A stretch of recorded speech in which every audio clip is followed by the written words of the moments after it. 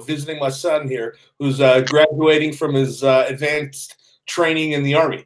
He's a medic. Wow. Really? Yeah, That is so cool, yeah, Bill. and he's going to after this. He comes home for a week and then goes to the 101st Airborne at Fort Campbell. And keep my fingers crossed we don't go to war in Iran, or he goes to a stand. Oh my Lord. Pakistan, Afghanistan, Kurdistan, or any other stand. Yeah. How old is he, Bill? He's 19. Got a 19-year-old, huh? Yeah. Yeah, I also got a daughter who's 21, but she's doing the college route. But he decided after a semester it wasn't for him, and he wanted to join the Army, and I encouraged him, and I'm proud of him. Hey man, you know what? As I age, Bill, I don't know about this college thing, especially with debt. Yeah.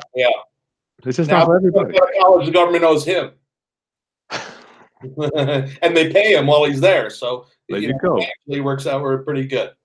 I went to college, I got a degree, but I look back, I'm like, man, what could I have done with that money? So many different thoughts. Yeah.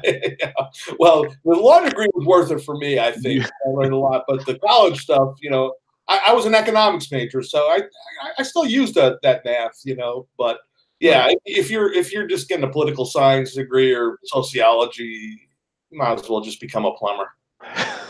You can go out there, use your hands. Become a plumber, man, and then eventually become a master plumber. Hire people to work under you. Have a business. Take your extra cash flow. Invest in real estate, and by the time you're 40, you'll be a millionaire. Wow, that is very sharp, Bill. That's sharp. Those math, yeah. I mean, yeah. I just imagine how much I've spent in plumbing over the years. I mean, it's just, plumbers and electricians, man, they're great careers. And you don't need a college degree for that. Nice. Roundup family, thank you for joining us. I'm hanging out with my boy Bill Bronchick. What's up, bro? You're up. How many thousands of dollars today? What'd you close? Oh, we're good. Don't put me on a spot. You gonna talk about that one later? I really don't talk about money that much on thing. I just got this sneaky suspicion that like the IRS, they would have bring me in they're like, did you say it? You know how a deposition, right? Well, obviously you do. Were you lying then or were you lying now? Right. How many commas? 2 commas. So we one comma, but it's 2 digits. All right. Yeah, 1 comma 2 digits, closer to the 6 than the 5. Let's do All right, that's great. Congratulations. Well, it's weird you say that because it was one of those ones we were just talking. It's like a hybrid of a wholesale leased option to an investor, and I love the way you put that. Yeah, you got to have. Some people use the hammer. Just one kind of technique, and I think I like the toolbox.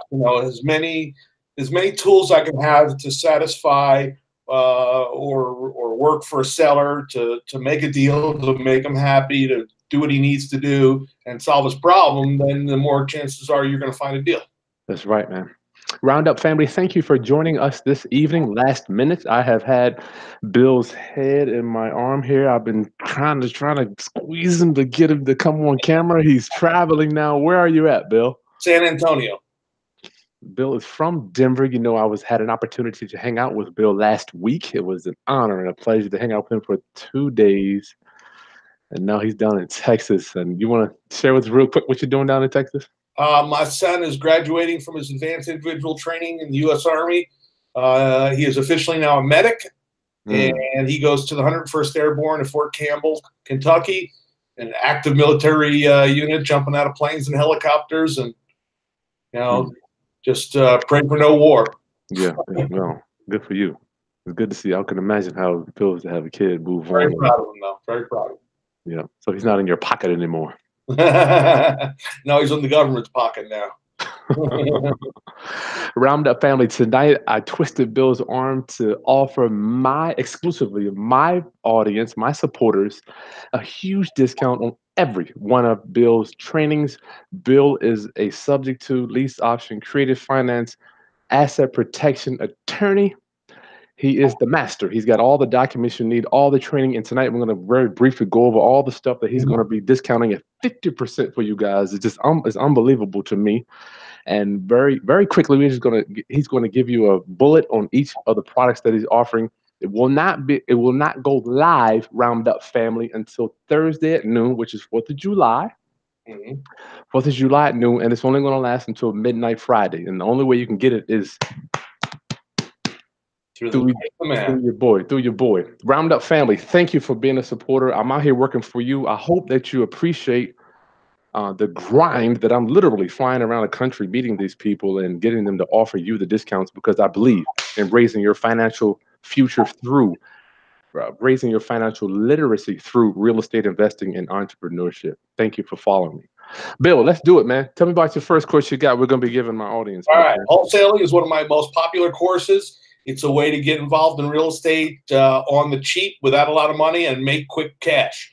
I don't teach it the traditional way that a lot of people have learned, which is, just put a cash offer on a REO property, good luck with that, and try to wholesale it for a few bucks to another investor who's going to fix and flip it. That's only 1/10 of the available deals and the available buyers for your deals out there. Yes. So I teach people many, many, many more ways to do it, that you can expand not only your base of deals, but your base of investors to sell to. So we're talking about not only high equity stuff, but you got to do like a hybrid of different high equity, low equity, no equity, everything in between. I love it. I love it. Okay, so what about creative financing, Bill? How is that going to help my audience? Financing is my favorite course. It's all about how to buy real estate with little or no money down, no credit, and without using banks. So I cover the gamut there, from seller financing, subordination techniques, subject to lease option, a contract for deed, installment land contract. Oh my goodness. Just about every type of financing. I cover 25 different ways to buy real estate with little or no money down. I have forms galore. And a lot of my forms are state specific too, because, like I mentioned in the course, use a mortgage or deed of trust or a deed. Then I got a folder with state specific, all 50 states forms, so they're state specific. So like a generic quick claim deed doesn't work in every state. You got to know the form for your state. So I've got deeds and mortgages and deeds of trust and other forms that are state specific. Wow. So did I hear you mention substitute collateral? Did I hear that? Yeah, substitution of collateral. No, oh my Lord. Subordination and substitution of collateral. You're going to give them substitution of collateral right here? Yeah. Wow, Roundup family, you're talking about moving the chessboard on a chess game. That's right. Moving the chessboard on the chess game with this substitution of collateral, Roundup family. That strategy there, OM Jesus. OM Jesus. That's sharp, Bill. I didn't even know you were teaching that. It's only a few many people. I don't know but a few people that even understand that strategy. Mm-hmm. Yeah, I've done that many times, and it's gotten me so much more cash flow and available cash at super, super, super cheap interest rates, and sometimes even no interest. Wow, I love it, man. Okay, small apartments, Bill. Okay, so this is how to analyze, how to put the numbers together and really understand putting together small. When I say small, I'm talking about 5 to, depending on where you are, 5 to 30 units. Small is that's considered small. Now in California, 50 units or 30 units is very expensive. In Oklahoma, it's not. So it's in that range of apartments that the average investor who has a little bit of experience or sometimes even no experience can jump right in and compete in that market, and not only analyze, do the numbers, things like cash flow, cap rates, internal rates of return, and all the formulas you have to understand, how to put together a prospectus, and then how to do a syndication to bring partners in and use other people's money to finance it. Oh man, that sounds interesting. So this is going to be 5 to 10 units. 5 units. 5 to 30 units. 5 to 30 units. Small. Yeah.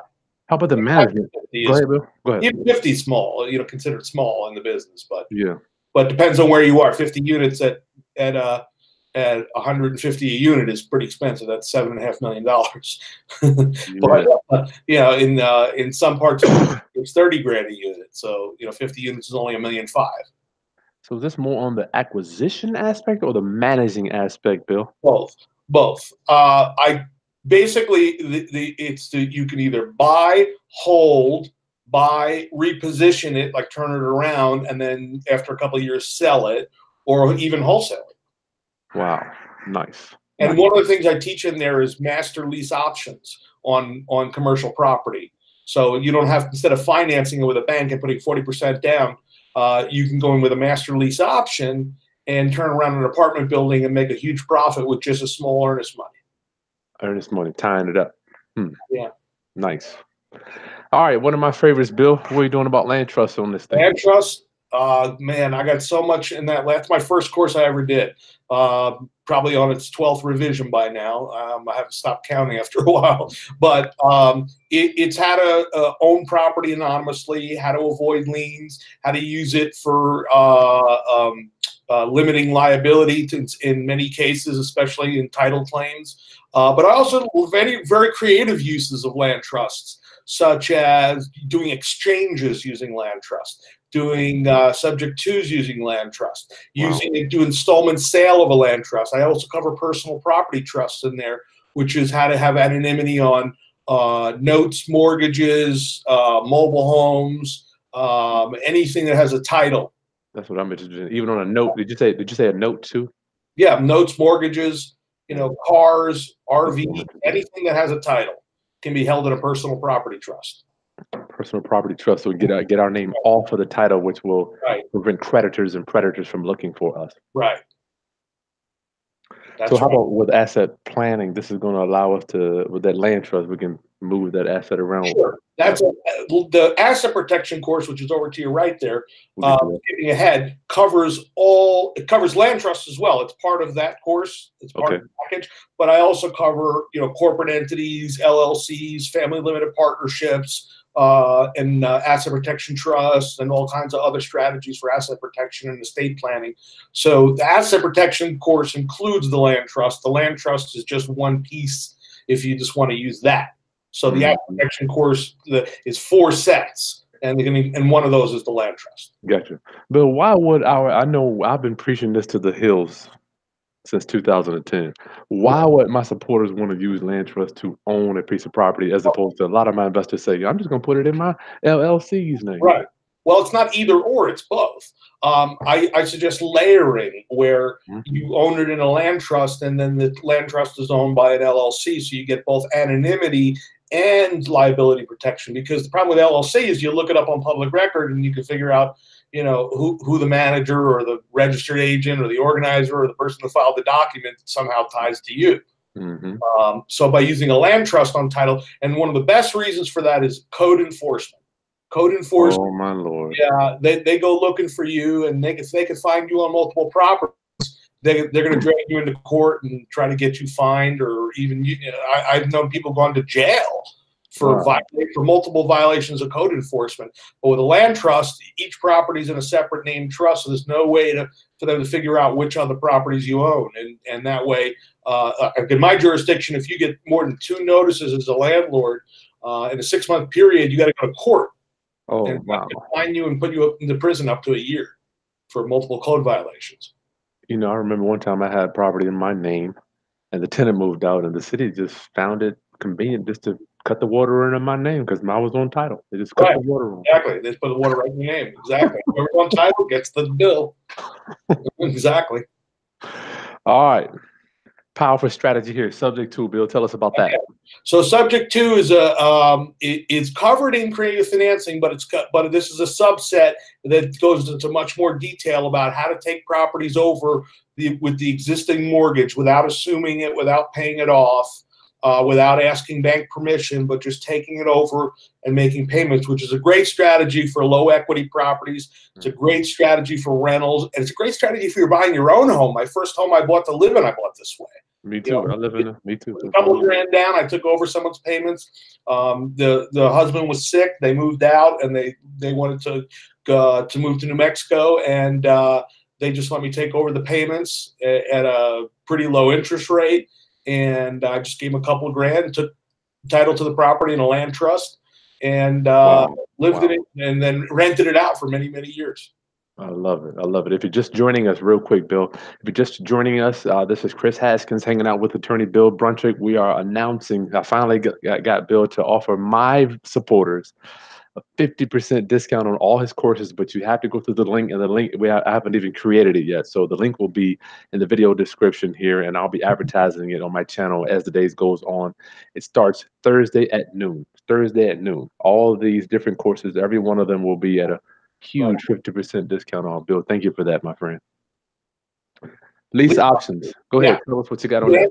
Lease options is covered in creative financing, but the lease option course is a cheaper, just subset of that. If you just want to focus on lease options, I teach 7 different ways to do lease options. One of them is a sandwich lease option for creating cash flow. One is a landlord lease option. One is a rehab lease option. One is a lease option, and then assign it to someone who wants to live in it for a chunk of change. You wholesale it that way. So there's multiple different ways to do lease options, and my forms are killer. I mean, they are killer. I mean, I make no guarantees as an attorney, of course. You know, you always can get a judge who's an idiot. But to brag a little bit, I know people who have used my stuff have been in court in 6 or 7 states and have won, using my forms. So, of course, no guarantee. You always can get a judge who's an idiot. You got to appeal. But those are pretty tried and tested forms that I personally use in my practice for my clients. So they're good enough for my clients. They're good enough for everybody. Yeah, obviously I R&D'd them years ago, and all the different stuff that I pulled out the pieces that I like. But yours, you're coming from an attorney is the thing that makes me feel more comfortable. Right. Okay. How about hard money lending? Bill, you got another course on that too? Yep. So anybody who's thinking about lending money to somebody for like a hard money loan for a fix and flipper or a landlord or other investor, you got to learn how to document that right. And you got to learn how to do your due diligence on the person and on the property and on the forms. And so I have forms, checklists, instructions for each and every state. And I go through rules about how to do due diligence on the person, on the property, all the forms you need, the disclosures you need to use. It's not just simply a standard residential note, mortgage, or deed of trust. My forms are commercial forms. So, when you do a loan to someone who's not living there, it's a commercial loan, not a residential loan. So it's a very unregulated business, but which a lot of people do it. But you got to be careful about how you do it and how you do your due diligence, because you can get burnt if you don't do it right. So unregulated means nobody's going to be looking over our shoulders. It's pretty much business to business, investor to investor. Yeah, it's B2B. So it's largely unregulated. The interest rates are dictated by the market and not by regulation. I don't mind that though, Bill. If my thing is if I know what the hell I'm doing, right, and I know what the person I'm doing business with, and I've got my documents in place recorded at the courthouse, I kind of can protect myself that way. And this is what this is going to show us. Yeah, one of the things I cover in there is what I call a profit-sharing loan, where instead of just loaning hard money, let's say at 12%, 3 points, which is pretty good, what you do is you lend it at 8%, and then you get 25% of the profit on the flip. So I have a specific note, mortgage, and deed of trust for a profit-sharing loan. Wow, that is sharp, Bill. Is that something you created? I like that. Yeah. Can imagine. Okay, that's not. I got the idea from shopping malls. Shopping malls, most of the tenants pay a flat rent plus a percentage of their revenue to the mall owner. I didn't know that. Yeah, that's pretty typical. So it's just like what do they call a participation lease. So I just took the concept of the participation lease and put it in a note. Wow, very sharp.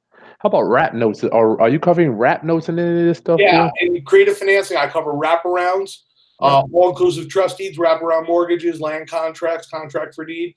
I cover that in detail in creative financing when all the forms are in there. Cool. Thank you. That is so cool. Class, if you got some questions, Bill has a few more minutes after we get done here to do some Q&A. Make sure you stick them in there for any questions you got about all Bill's stuff.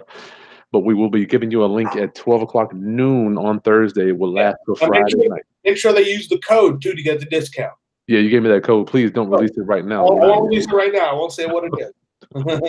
Just remind me, there's a code you got to use. And the discount, right. Now it's July 4th, so traditionally I email my list, and some people on my list might be on your list too, but you're getting a bigger discount than I'm offering my list.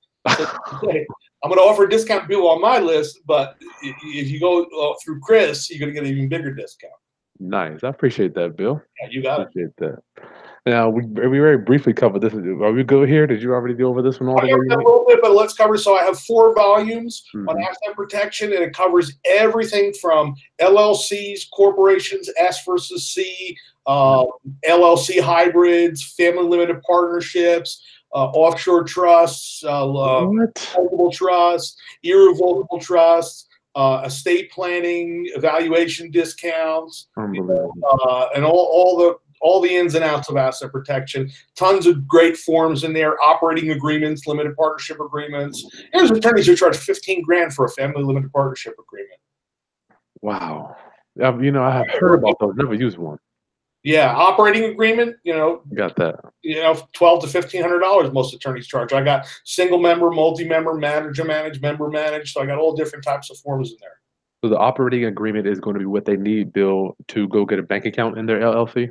That's one of the reasons, but it also dictates the rules. If you have 2 or more members, you want to have things like a buy-sell agreement. What happens if someone dies, gets divorced, goes bankrupt? You want to have some sort of way to clean that mess up. Also, one of the things I talk about in there is an LLC taxed as an S corp, which a lot of people are doing now. So I have a special operating agreement for an LLC with an elected tax election to be taxed as an S corp. So if you're dealing with a single member LLC and you're just disregarded, you probably should be doing that as an S corp. I explain how and why in the course. Wow, man. Thank you so much for that. That's so cool. Roundup Family, Thursday, 12 o'clock. And you cannot if you go to its website, you'll see the full prices now. I mean, it hasn't even been released yet. So, Right. Bill, what started you into teaching this stuff, Bill? And no doubt, even for me, I was doing the business. Then Right. I got so many people asking me. I'm like, you know what? I kind of have an obligation to help my people Sure. raise their financial. What got you into this? Well, I did it too. I ran first I started real estate investing, and then I started up a RIA in Denver back in the early 90s to find, network and find more people to bring me deals. And, we used to have other speakers come in and, sell their wares and teach seminars. And they all said the same thing. They said, well, go see your local attorney. They couldn't answer the tough questions. So I figured, I'm going to put out some stuff where they're going to get those tough questions answered. The legal issues, the tax issues, the regulatory issues, and really good forms that are not just generic or plain vanilla, but something that's really tailored to these specific types of deals. Nice.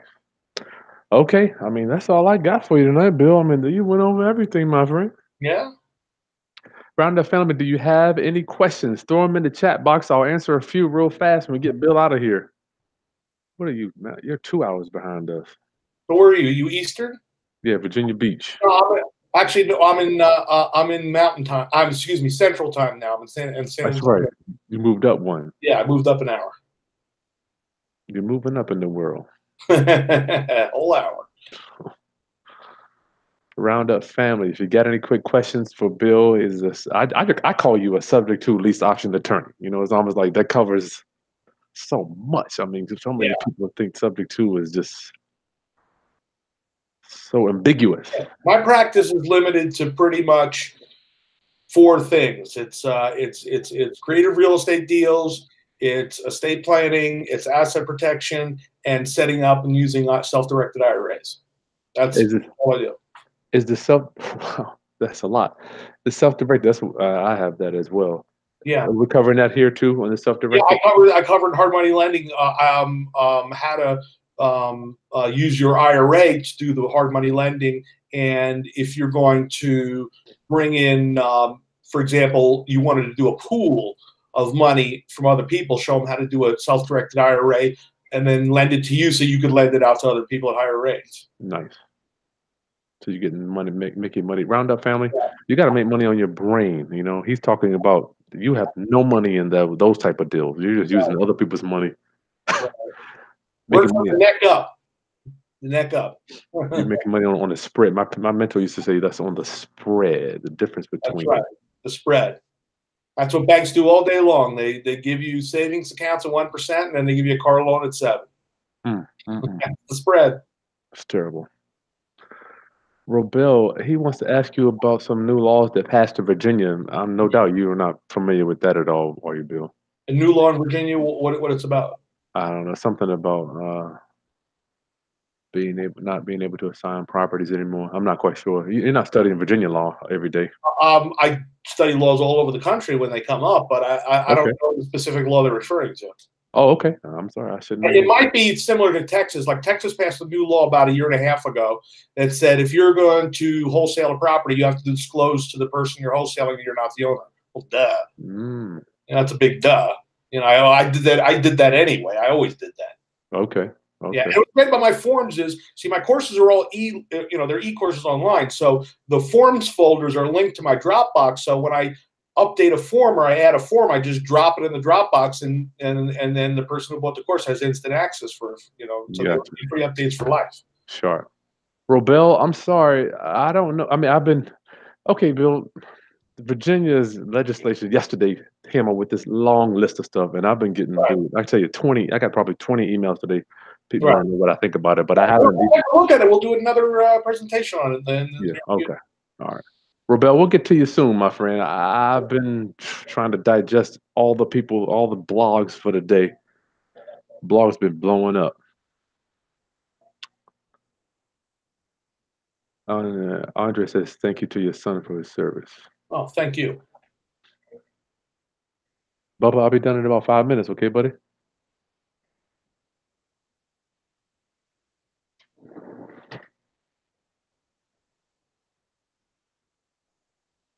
How much for the forms? The prices vary. Tim, how much for all the forms? Oh, we'll have it. I'm not quite sure the prices, but it'll be. Yeah, you can find the link that Chris will give you to my website to get all the different courses. I don't sell the forms separately; they're part of the course. So each course has an educational portion and then forms. Yeah. And if you have a question, all you got to do is email me. Yeah.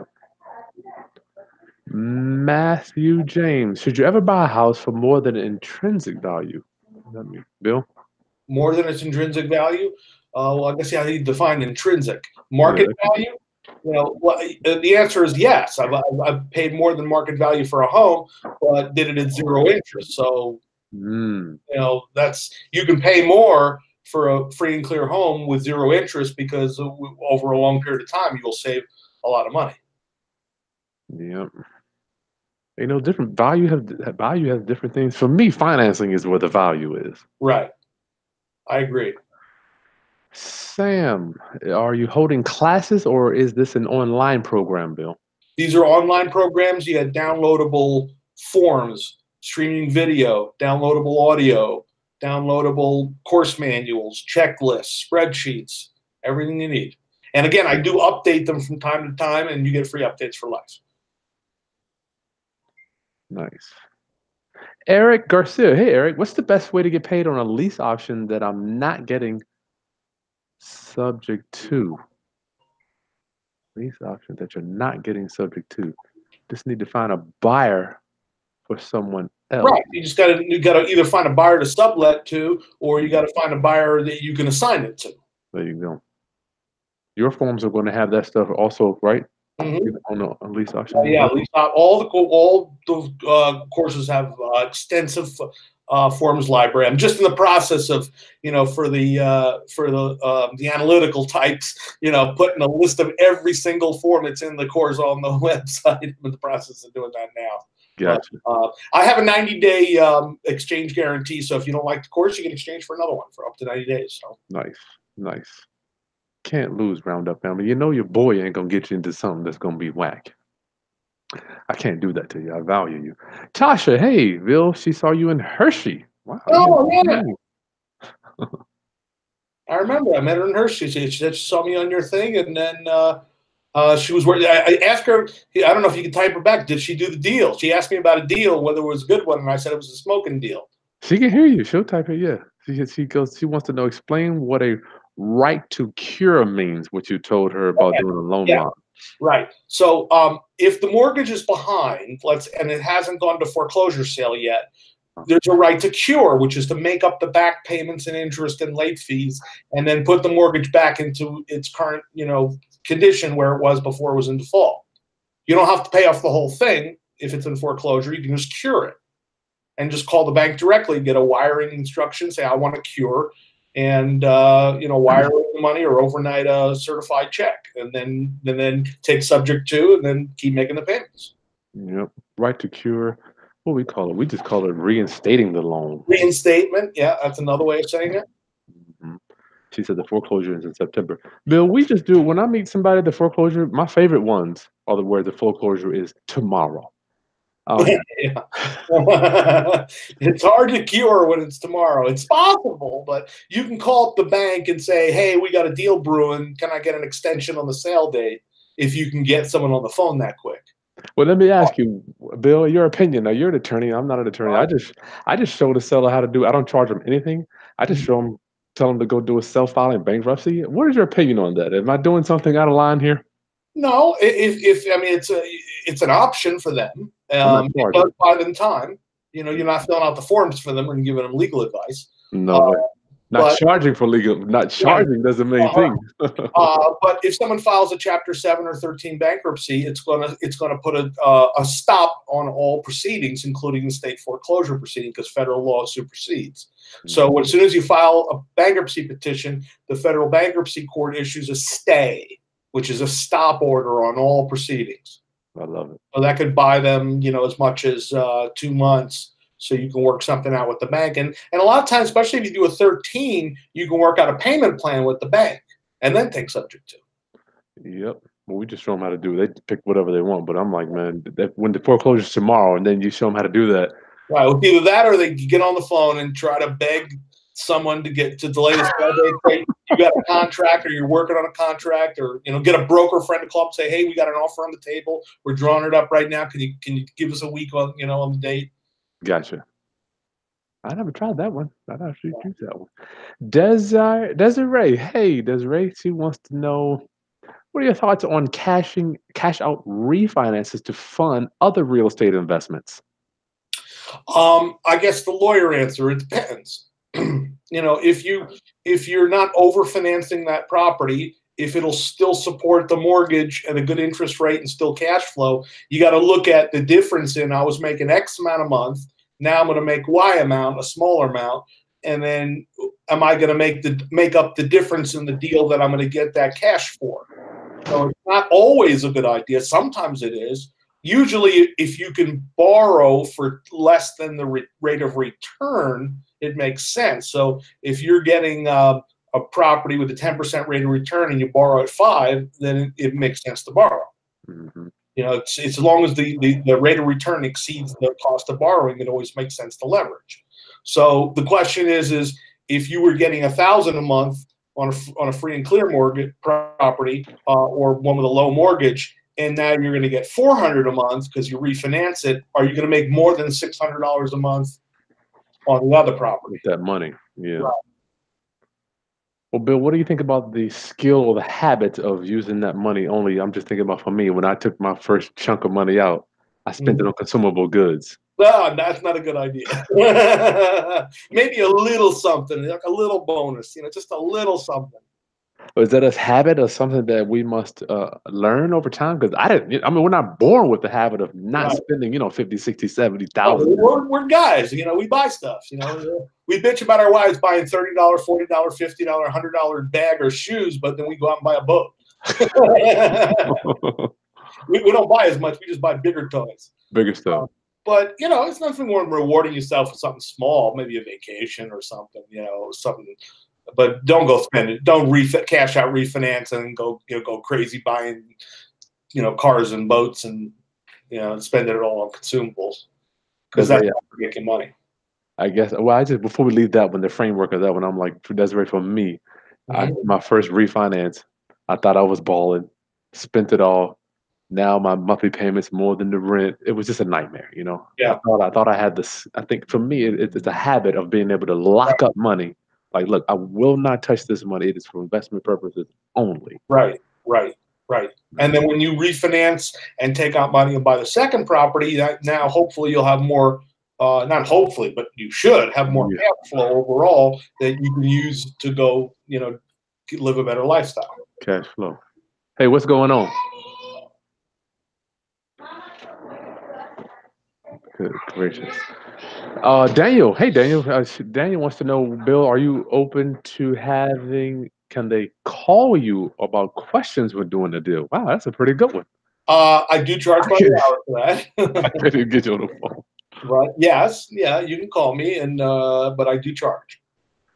Email, he's always faster on email to me. Yeah, I'll faster on email, but I still don't do answer questions for free on email unless you buy my course and you have a question about a technique. I'll answer it for free. But He's a little busy. A little bit, within reason. You are busy, just a little busy. Yeah. Shirley, hey Shirley, do you recommend Bill having a coach when presenting an offer for a high-end property for a wholesale lease option, a pretty house? I don't. Having a coach is about living your life and your business to the best potential, whether that be high-end homes, low-end homes, or anything between. Gotcha. The high-end property, you better know what you're doing. You're talking about more sophisticated sellers. Just bigger numbers, because I mean, if you look at it, a house in San Francisco Bay Area that's 700,000 is 150 grand in Dallas. Yeah. So it's the same house. Different location. Tanya, hey Tanya, she's looking for private money for some high-end projects. Any suggestions? Well, I do have a course on JVs and syndications, but if you're just going to start soliciting people, you really need to talk to a good securities attorney before you do that. A lot of people do it on a small basis. They borrow, private loans from people and then give them deeds of trust or mortgages against the properties, or they pool it into, 6 or 7 investors into a project or a blind pool to buy a bunch of stuff. And that's securities solicitation. You got to be careful because the SEC or your state securities regulators are going to get on you for that. So make sure you talk to an attorney about that. I thought they loosened up a little bit on that crowdfunding stuff several years back. Bill. Yeah, but still crowdfunding too, is under securities regulations. What you're looking for is exemptions. Exemptions, so where you don't have to register your security. So Regulation D is the federal exemption, and there's several different ways to do that depending on how many investors and how much money you're raising. But you always have to disclose. That's the key. No matter, even if you're exempt, you got to disclose the risks, and you got to disclose it like you're talking to a 4-year-old in writing. The risk of the deal. Yeah, I mean, like you make an income and that may be taxable. Well, that's a big duh, but you're supposed to put that in your disclosures. I didn't even understand that when you're given a security instrument on a house, that it still falls under the same thing as a security in the stock. Right, it can be. Makes no sense. Yes, it can be. Tasha, okay, they're saying they can't pay in. Okay, Tasha says they can't pay in payments to bring it current. I'm going to wholesale it. Okay, she's going to wholesale it. Was she the one in Hershey? She said she's just going to wholesale it, Bill. Yeah, she can do that. I talked to her about that. Put it under contract, subject to deal, wholesale it to another landlord for $5,000 and walk away on to the next deal. Nice. R-Dub, hey, my friend, in a state like Ohio, can you assign a contract on a lease option deal, Bill? Yeah, sure. Any right in a contract that you have is generally assignable unless it says otherwise, or unless it changes the burden on the other party. So, for example, if you have a cash deal and it doesn't say anything, you can assign it because it doesn't put any burden on the seller because it's cash is cash. But if you have a contract where you agreed to fix up the property with him in joint venture, you can't just sign that without his permission because someone else might not have the same skills. Nice. Bala. She wants to know, do you know what is a typical down payment required for a commercial multi-unit loan, Bill? 20% is the minimum. That's if you go on the conventional way. 20%, yeah. Fannie Mae, Freddie Mac is 20%. FHA, and there are some programs. I have seen some lenders now, short-term lenders that are doing it with 10% down, but really hard rates. I'm seeing a lot of people do long amortizations but have balloons in them. Right, right. These are bridge funding. This is stuff where you get into it, you fix it up, and a year later you put a permanent loan on it. Get out of it. Bill, thank you so much for offering a 50% discount, my friend. Last thoughts for all my Roundup family, Bill. Last thoughts for all of your courses here. It's July 4th. Make it your financial freedom day, not just your independence, your financial independence day. I like that. I like that. Bill, thank you. Roundup family, make sure you subscribe to my channel. Click the like button, thumbs up, and I will see you tomorrow with Eddie, and as well Thursday. I'm going to go live and give you those links at noon, 12 o'clock noon, and you're going to get the password, the coupon code to get you those discounts. Bill, talk to you soon, my friend. Thank you, Chris. Always a pleasure. Yep. Okay. Everyone else for joining, and happy 4th. Yep. Bye.